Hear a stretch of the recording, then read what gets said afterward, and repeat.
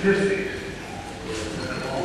Back then, they didn't keep too many statistics. And I would like to thank the committee, the voting committee, and the Hall of Fame. I'd like to thank my neighbors and friends that have come out today to help celebrate.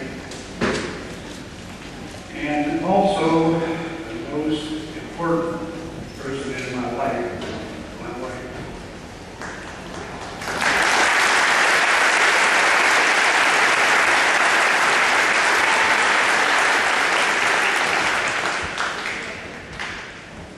I have a lot of teammates here, and I am truly grateful for this opportunity. I got one thing to say. You made an old hard hat.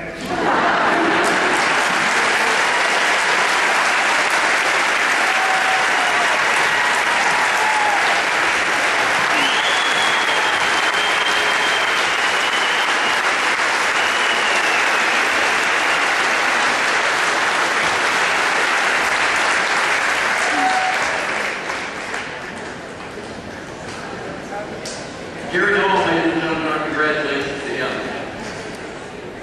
The 1978 Paulding High School football team will become the first team to be inducted into the Paulding High School Hall of Fame.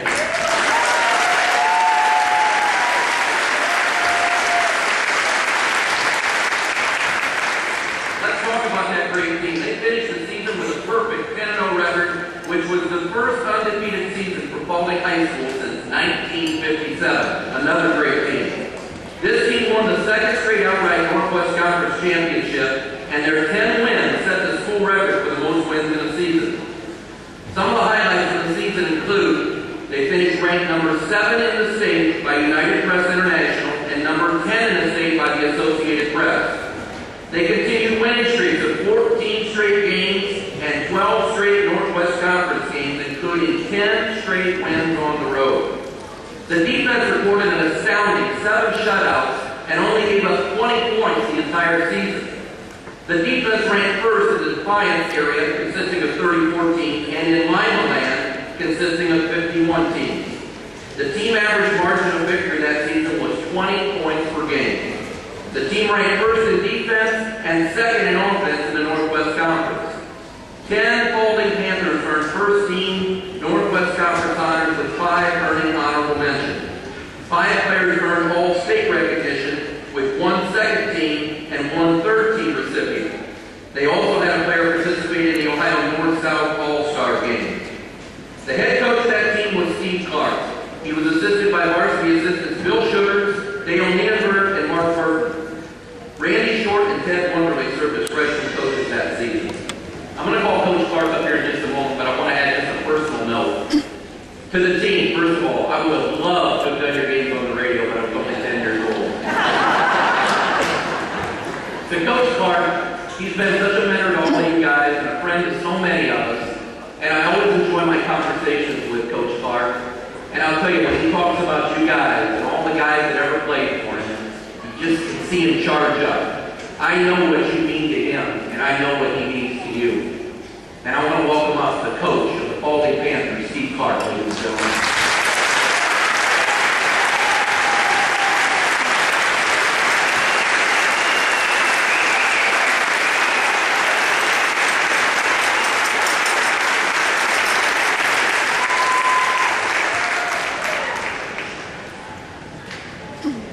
Before I talk a little bit about the team, I want to congratulate Jerry and Ryan for their inductions into the Hall of Fame. And what amazes me, anybody that I've ever talked to or read about, on all the things I read about when I researched Jerry's career, I believe he was one of the finest, if not the finest players to ever come out of this school. And I congratulate him for that. He had 15 letters. I played college football with guys that thought 15 letters were in the alphabet.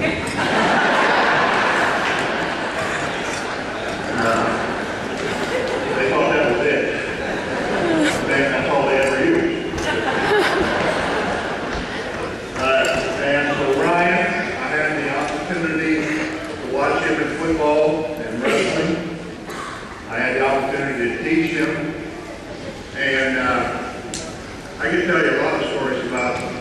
Ryan, but we don't have that kind of time. And he was a great student and a good young man, and just a really outstanding athlete. They mentioned that he got beat by Luke Fickle in his wrestling career. Luke Fickle was a state champion for 3 years. His senior year, he pinned everybody at the state meet. Everybody. So Brian finished second to him was truly phenomenal. Now, I'd like the team and the coaches to come down on the floor now. I'll ask them like I used to.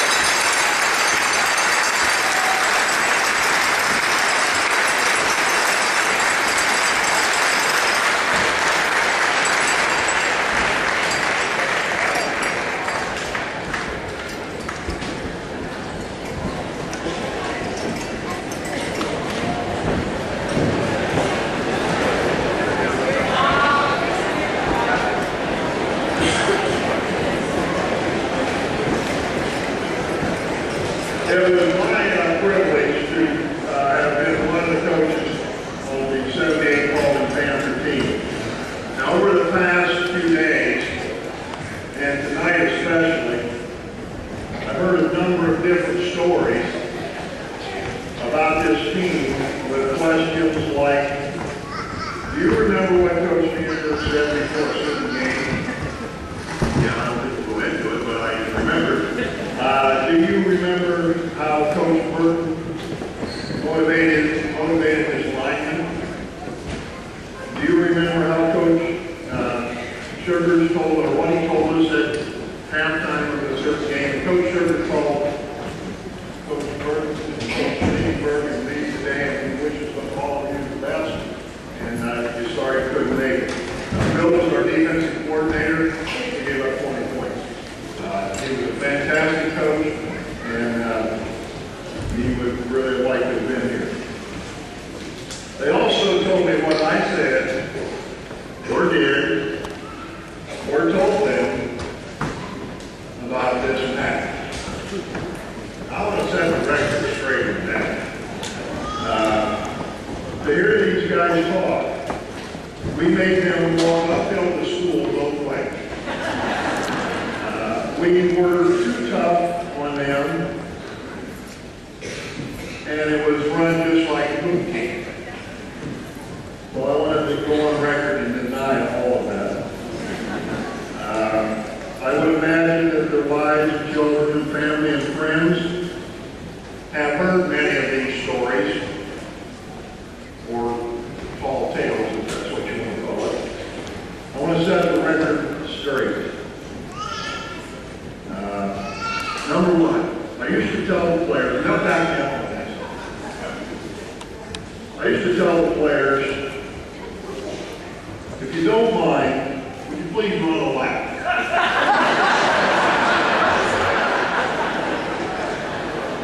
Number two, I never yelled at anyone or raised my voice. And number three, I never threw my hat, my headset, or my clipboard. Now that I've set the record straight, I will tell you what I think made this team a great team. Number one, I had an excellent senior class with great leadership. Before I go any further, in 1976, I've been here for 3 years, and I had a record of 14 and 16. And the board president at that time asked me what it took to build a